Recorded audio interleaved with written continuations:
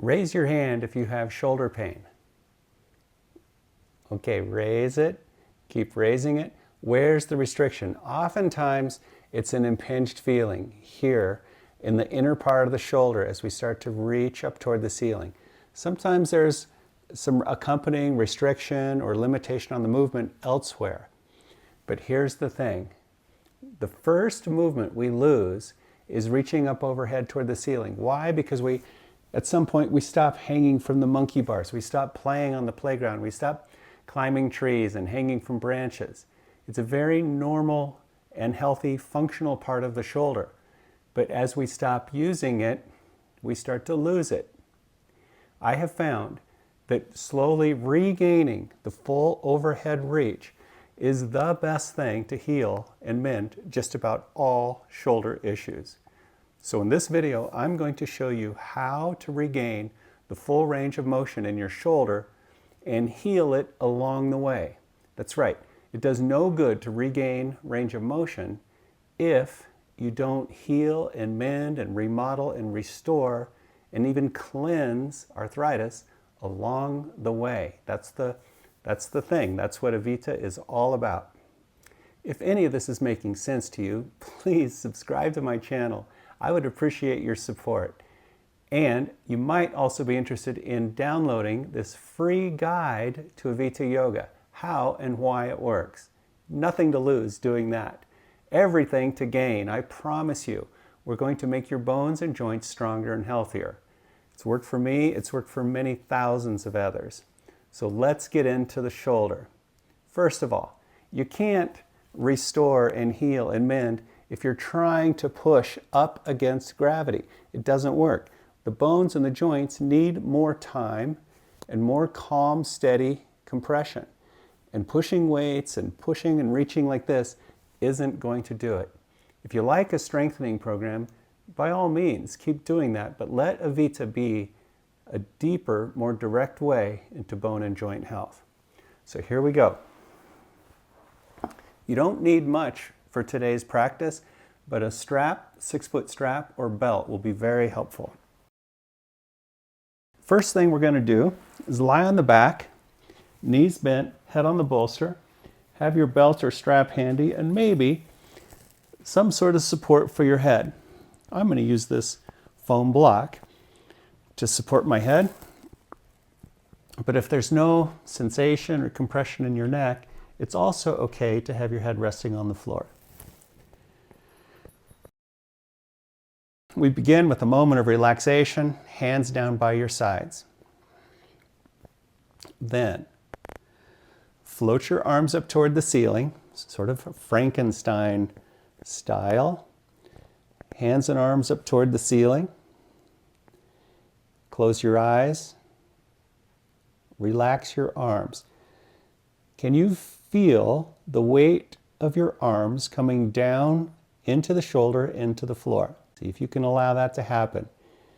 For a moment or so there. And then reach your arms toward the ceiling and spread your fingers. Now you feel the shoulder blades widen. Your upper back broadens. Spread the fingers, open the thumbs, extend the elbows.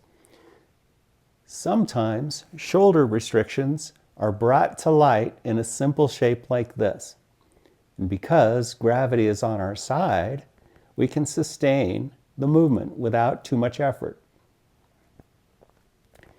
Reaching toward the ceiling, slowly arc your hands overhead toward the floor behind you. Now keep relaxing the belly and back down. There's a tendency to arch the back when we reach.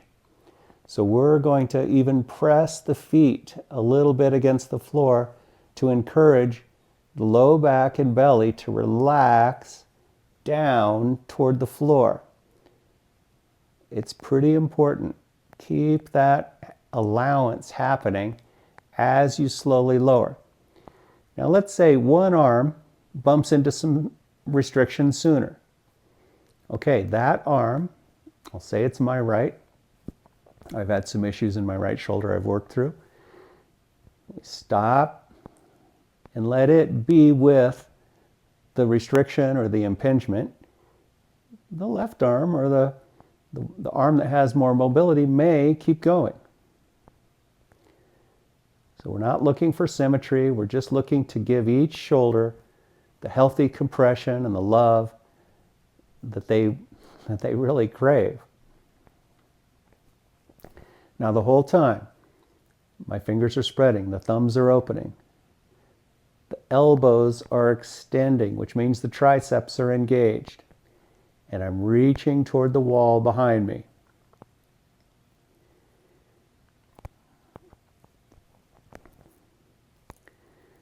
I cannot emphasize enough the importance and willingness of bumping into the restriction, spending some time with it, 1.5, 2, even 3 minutes sometimes, kindly and sustainably, looking at the fear, looking at all the worry and the concern. Don't make it painful. You'll know the sensation is healing when it brings a sense of peace, and sometimes the pain even diminishes as you spend a little time in the shape. Okay, we're not looking for symmetry, we're looking for the feedback, we're spending time with it, and then when the time is right, we slowly float the arms toward the ceiling. Now, on the way up, we diminish the effort. We soften the hands. We let the shoulder head sink down toward the floor, and we slowly stand the arms back up. Relaxing the belly, relaxing your jaw and face. Stand them back up. Let the shoulder head sink into the floor. And we end where we began. Soften. Maintain the shape with the least amount of effort. It's deeply relaxing for the musculature, the soft tissues, and it lets the bones come into gentle contact where that pressure is cleansing and restoring. Now bend your elbows and take hold of each elbow.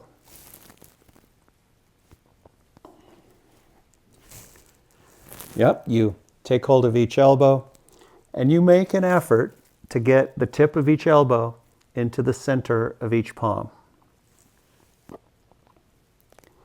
Okay, it may not be perfect, but you make that effort and then you squeeze your elbows. So now instead of open hands, we have closed hands, and you feel your fingers and thumbs squeezing the elbows. Don't let your grip slip. Keep a firm grip, and once again, press toward the ceiling. Slowly lower your arms overhead, now making a big sweeping arc with your forearms. Oh yeah. Press the feet into the floor a tiny bit. Let your low back and belly melt down toward the floor. Keep your grip firm. Don't let it slip. Reach up and away. We're looking for restrictions. We're not necessarily strengthening. Now, because of the grip on each elbow, whichever shoulder comes into the sensation first determines the stopping point or the slowing down. We move at a glacial pace when we bump into the restriction. We're still firming the grip. We're still reaching for the wall behind. The head is heavy. There's a press in the feet. The belly relaxed.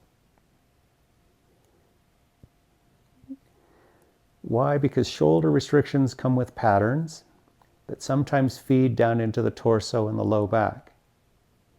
So we want to unwind all those patterns. I've worked through some old injuries from my racket sport years in my youth and have pretty full range of motion in my shoulders, which is toward the midline and slightly behind the head. If I can work through them, so can you. Now we still have not adjusted the grip. It's still steady. The grip is highlighting shoulder restriction. If I let my grip slip, then I miss the opportunity to expose the restriction and give it healing time. Now, once again, when the time is right, reduce the pressure and slowly stand your arms back up. Less effort. Let the shoulders sink toward the floor.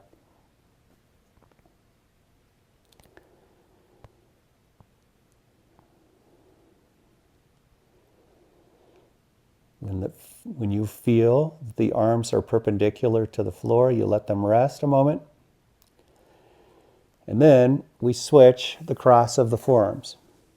This will be a slightly more awkward version. It'll take a little more effort to attempt to get the tip of the elbow in the center of each palm, but you do that and then you firm your grip and don't let go.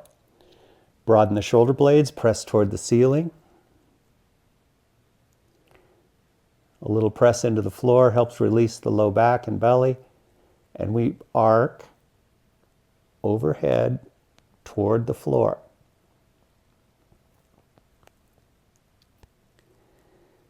Squeezing the elbows, arcing, reaching, welcoming all the feedback. Is it a feeling of weakness, a disintegrated feeling where a shoulder doesn't move the same as the other one? Is it shaky or uncertain? All that feedback is welcome, and so we don't go quickly moving through any of it.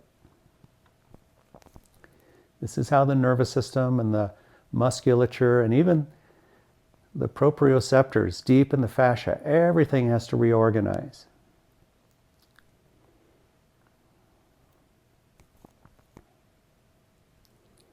You might get a sense of how deep and powerful the practice is, but also how relaxing it can be.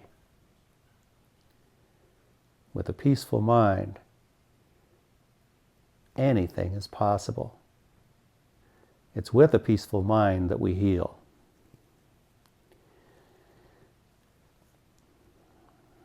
Okay, we can time it, but more importantly than time is an intuitive feeling. That's when you start raising the arms, letting the shoulder heads sink down into the floor.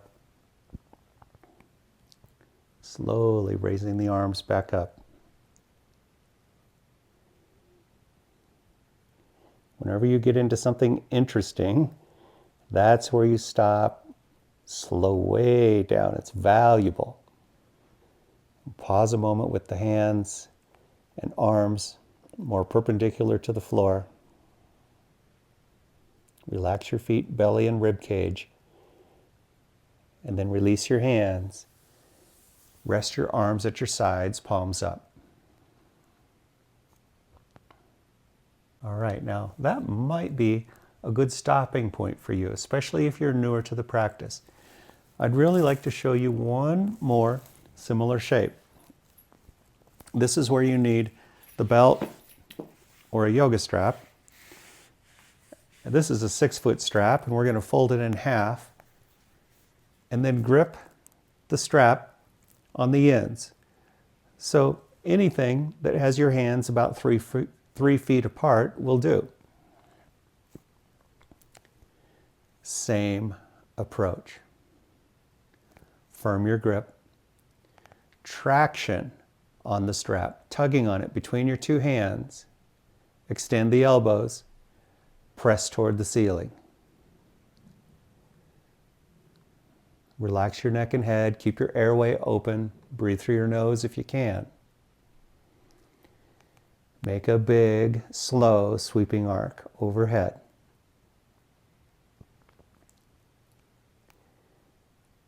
Now you'll note how similar the movement is in each shape. But you also may note how different it is. The slightest change in the way we move our arms results in a significant change deeper in the shoulder.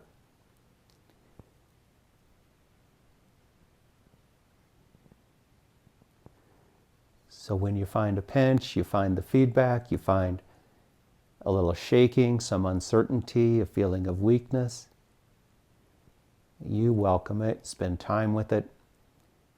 Practice peace while your whole nervous system, your brain, your body reorganize. That's called neuroplasticity. Now, there's powerful work. If your arms don't make it to the floor, there's powerful work in holding them up. It could look like this. There could be a lot of shaking and it could be really weird. All right? Stay with that as long as you can. When it gets to be too much or too demanding, guess what? The work is over. Rest your arms. Eventually we get into maintenance mode, where you do the practice, you're able to sustain time in these shapes. It's just like I'm hanging from a tree, just like I'm on a playground, hanging from the monkey bars, reaching, squeezing, letting the impact reach down into my rib cage, down into the lumbar spine, down into my hips even. Have a couple exaggerated, little fuller, deeper breaths. And then on the exhale, soften your effort. Slowly stand your arms back up, as if the strap had some weight. But you don't have to grip as hard.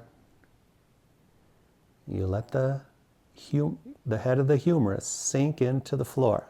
And finally, when it feels the arms are vertical, pause, sink into your bones. Release the strap, set it aside, rest with your hands, palms up, arms at your sides. Savoring the peace, savoring the healing, roll onto one side and push yourself up. Yeah. Lean against the wall, sit comfortably, close your eyes, savor the depth of the practice. When we reach the bones, it's just a hop, skip, and a jump to the parasympathetic nervous system where all healing starts to occur. Yeah. Let's not let words get in the way of the healing. Just bring your hands to your heart as an outer expression of the love and the light and the healing we all cherish. Namaste.